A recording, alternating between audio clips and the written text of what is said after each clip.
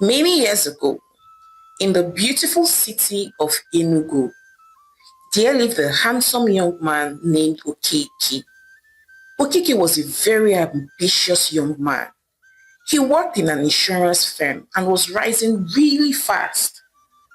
Okeke became very wealthy in a short time and so naturally thought it wise to settle down and raise a family of his own. But Okeke was very specific about the kind of woman that he wanted to be his wife. He has always loved women who had very big bum bum and who had a little flesh on their body. So it was no surprise that he decided to get married to Amaka. Amaka was a very beautiful young lady. She was plumpy with very big bum bum, just the way Okeke liked it. So Okeke and Amaka got married in a very lavish wedding ceremony. Okeke and Amaka were happy. Okeke was proud to take Amaka out. He flaunted her everywhere. He literally wanted her to go everywhere with him. Okeke and Amaka were excited. Their marriage was one made in heaven. So a few months later, Amaka found out that she was pregnant, and this made them even much more happier. But as the pregnancy progressed, Amaka began to gain a whole lot of weight. Okeke was not happy about his wife getting too fat. So he called her one day and said, "My love, can you please watch it? You're getting too fat for my liking. I know, yes, you're pregnant, but Biko Kwano, take it easy. The weight gain is too much." Okeke said, looking very worried, "What is it, eh? What is it? Why are you body shaming me? Don't you know that I am pregnant for you and carrying your own child? And don't you know that I have to eat for two? Besides, I thought you liked your women fat." Amaka replied, sulking, I know I said I love my women fat and big, but this one is too much, Kwano. You're getting too fat. Please just try and cut down on the excess food." Okeke answered, looking very worried. But Amaka did not listen to her husband's advice. Instead, she continued to eat like a thief, using pregnancy as an excuse. In the morning, she would devour a big plate of eba and a bowl of egusi soup. And before 12 p.m. in the afternoon, she would consume all sorts of snacks and fizzy drinks. Then around 2 p.m., she would take a big bowl of rice and level it. Amaka would go on and on, eating every 2 hours like a chicken, all in the name of pregnancy. At this time, Okeke completely gave up on his wife, hoping that when she gives birth, she would lose all the weight and stop eating like a glutton. So a few months later, Amaka gave birth to the most beautiful baby girl ever. Her husband was so happy and named their daughter Chidera. Okeke was also much more happier because he assumed that maybe now his wife would cut down on the meals that she ate since she was no longer pregnant. But to Okeke's surprise, nothing changed because Amaka continued to eat like she was going for a boxing competition. Amaka would eat bread and tea by 4 a.m. and before 12 p.m. she would have downloaded 3 more meals. And this time, the excuse that Amaka was using to overeat was that she was breastfeeding and needed to eat so much so that she could produce enough milk. Okeke was frustrated, but he decided to try and help her with the weight loss. So he started buying slim teas and appetite suppressants for her. And he would give all these things to Amaka, yet she would refuse to drink any of them. He also even told her to begin to follow him to the gym so that they could both lose weight together so that he could give her moral support. But yet again, Amaka did not agree. She refused to go anywhere. By this time, Okeke officially gave up on Amaka, and Amaka had grown very fat and unattractive. Okeke no longer took Amaka out again. Instead, he began to hang out more with the boys over drink. And in no time, he met a very beautiful young lady named Chichi. Chichi was very beautiful and curvaceous with very big bum bum. Again, just the way Okeke liked it. Okeke started dating Chichi. And after spending hours with Chichi after the close of work, he would come back home looking very happy and excited. And then look at his wife and say, my beautiful wife, how was your day? How is our baby? How was everything today? Okeke would say, looking excited. Okeke no longer complained about how fat Amaka was. And for a minute, this got Amaka very worried. So one day, she spoke up to her husband and said, "Why do you no longer complain about my weight gain?" Amaka asked, looking suspicious. "Oh, my love, it's nothing now. I just feel like I was wrong for always ranting and complaining about your weight when I know that you gained all this weight because you birthed our own child. So I've decided that I'll be more appreciative of your sacrifices rather than condemn you for your weight. And, patiently wait until you're able to lose all the weight." Okeke responded, smiling sheepishly. "Oh, well, that's new. And trust me, I like this changed version of you. Thank you, my love, for being so understanding. You're the best husband ever."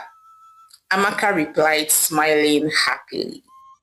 But as Okeke began to spend more time with his mistress, he began to change. He began to keep late nights. After work, he would go hang out with Chichi and they would both have a good time before going back home. Amaka at this point began to get very suspicious of her husband. He would make strange phone calls and just act strangely around her. But Amaka still let her suspicions slide. After all, her husband had been very caring and no longer complained about her weight. So, Amaka still did nothing about her weight. As a matter of fact, she had gotten so fat that she could no longer do most of the house chores at home. So she had to hire some maids. So Amaka would just sit down, eating and drinking, while her maids cleaned the house and looked after their child. Things continued like this for a few months. But one day, Okeke went out to work and forgot his other phone at home. And then Amaka saw it. She picked it up innocently and just began to go through her husband's phone. And as she went through it, tears began to stream down her eyes. She realized that her husband was cheating on her. Amaka was so heartbroken. More especially because as she went through his phone, she realized that her husband used to mock her and make fun of her with his mistress. Over their chat, he told his mistress how she, Amaka, was so fat and unattractive. He called her all sorts of unprintable names. Amaka was so sad. She sat down in the room all day, weeping and wailing profusely. She thought aloud and said to herself, saying, "But I gained all this weight because of pregnancy. Okeke, I carried your baby. I gave you a child, Okeke, and this is how you decide to pay me back. This is how you choose to say thank you for sacrificing my life to birth a new life. You know how many people die while giving birth? And this is how you say thank you to me." Amaka said aloud, crying and wailing. She waited patiently all day for her husband to come back home from work. And then she confronted him and said, Okeke, why would you do this to me? So you are cheating on me because I am fat, forgetting that you are the one that made me fat. I got fat because I was pregnant for you," Amaka said, crying. And then Okeke screamed angrily at her and said, "Oh, please stop shedding crocodile tears. How many times did I beg you to please stop adding weight? I know, yes, pregnancy hormones and all of that can make one eat too much, but your own was just extravagant. You were eating like a thief, all in the name of pregnancy. Okay, fine, you were pregnant. What of after you gave birth? I thought that maybe after you gave birth, you will stop eating like a glutton, but no, you entered gear 2 and started eating as if you were eating with your ancestors. So please, it's not my fault that you became fat and unattractive. See how you just let yourself go? Eh? What do you want me to do? Of course, you should know better. You should know that men are moved by what we see. So please, I beg, leave me alone. Okeke replied angrily. And then Amaka shouted back at him and said, "You're not even sorry. Instead, you're here blaming me. That is because I am fat. It's because you are not committed to me. You're the reason why you cheat. I'm not the reason why you cheat." Amaka replied crying. But Okeke simply walked away in anger.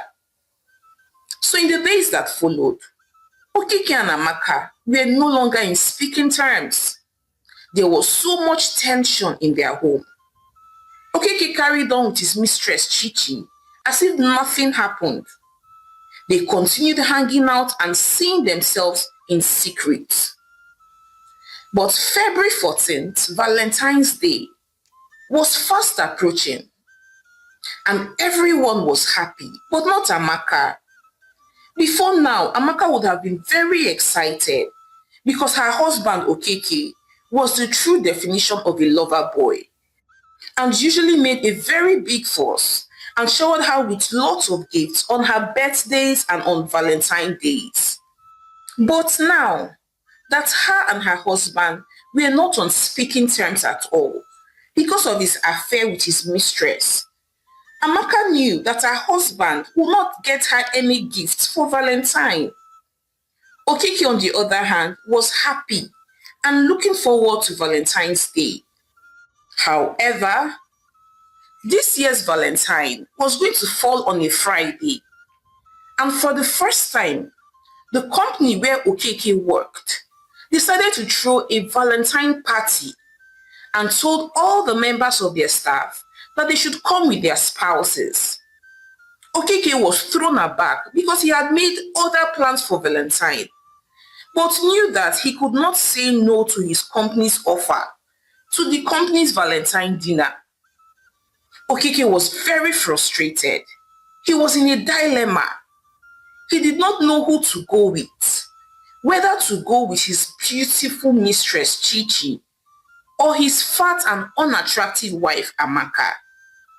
He was worried that if he went with his mistress Chichi to the Valentine party, that all his colleagues who did not know that he had a mistress and who would also come with their partners would be disappointed in him and gossip about him, especially because they all knew his wife and some of them had even attended their wedding. But on the other hand, he was ashamed of going with his wife because she had become very fat and unattractive. He had met some of his colleagues' wives and had seen how beautiful they were, and he did not want to be embarrassed by his own wife. But Okeke knew that he had only a few days to make that decision of whom to go with to his company's Valentine dinner. So one evening, when he came back from work, he called his wife and said, "Amaka, my company is hosting a Valentine's party for us this Friday and told us to come with our spouse. So Biko, look for something nice to wear. Something that can conceal all this your fats and all the folds. If it's possible, sir, even wear a mask or a veil to cover all this your chubby cheeks and your double chin," Okeke said sarcastically as he walked away. Amaka was happy. She was hopeful that this was a step in the right direction, that at least it meant that her husband still loved her and had interest in her. So the following day, Amaka went and bought a very beautiful red dinner gown. She even went to the salon and made a brand new hair. She hoped that this Valentine date would mark a new beginning in their marriage. She hoped that it would remind Okeke of why he fell in love with her in the first place. So a few days later, and the D-Day was already here, Okeke had told Amaka that he was going to come and pick her up by 5 p.m. for their dinner. Amaka was so happy. Later that day, by 3 p.m., Amaka was already dressed up very beautifully and had even put on some makeup. She was so happy. She sat patiently waiting for her husband to come back home to pick her up for dinner. She did not want to go late. But 5 p.m. came and Okeke was not yet here. 5 turned to 6 and 6 to 7 p.m. Yet, no sign of Okeke anywhere. She tried calling her husband's number, but his phone was switched off. So Amaka decided to go by herself to her husband's company for the dinner since she knew the venue. But upon getting there, Amaka was shocked to see her husband dancing and rocking a beautiful young lady who she recognized as his mistress, Chichi. Ha, Okeke, you left me at home and came for dinner with your mistress, Chichi, abi? Amaka screamed angrily. Amaka, stop this nonsense now. You're making a scene. You're embarrassing me. What do you think you're doing here? Please go back home. We'll see you at home. Go. Okeke replied angrily, looking embarrassed. I'm not going anywhere. I am your wife, and I should be the one by your side, not this thing here. Amaka said, looking upset. By this time, a lot of his colleagues had gathered around and were already staring at the commotion and scene that Amaka was making. They began to whisper and murmur among themselves. Meanwhile, Chichi just stood there magnificently while sipping on her glass of wine. Okeke, on the other hand, was getting very upset.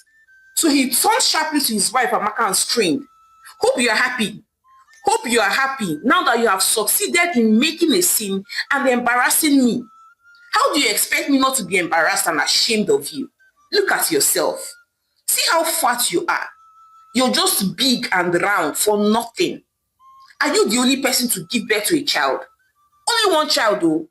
And look at how fat you are. What would now happen when you give birth to 2 or 3 children? See my colleagues now. Ihoma, look at Ifunanya, look at Ife. All of these women have 3 children each. And yet, see how fine and sexy they are. They still look like tear rubber, as if they have not been touched. But look at you, just one, you scatter everywhere. Whoa, I'm tired though. I am tired and done with you. So please get out of here and stop embarrassing me and yourself. Okeke screamed angrily at his wife. Amaka was so ashamed. She wished that the floor would open up and swallow her. So she ran out of the dinner in tears. She went back home weeping and crying. A few hours later, Amaka stood up, packed up her bags, carried her baby, and left Okeke's house, still crying and weeping. She was done with Okeke. She was done with their marriage. What do you think would happen to Okeke and Amaka's marriage? Do you think that their marriage is over for good? Or is there any hope that they would come again together as a couple? Sit down and watch out for part 2. Then just by the side, do you think that Amaka was the one that pushed her husband into the hands of another woman, Chichi, by refusing to lose weight despite all her husband's pleas? Or do you think that Okeke should have still remained faithful to his vows and committed to his wife, whether or not she was fat, and probably maybe give her an incentive for weight loss? What do you think? I would like to hear your thoughts on this one. Please support your homegirl, Omalicha, by subscribing to my channel, liking my videos, and sharing it to your loved ones. So now, till I come your way again with more interesting stories, bye!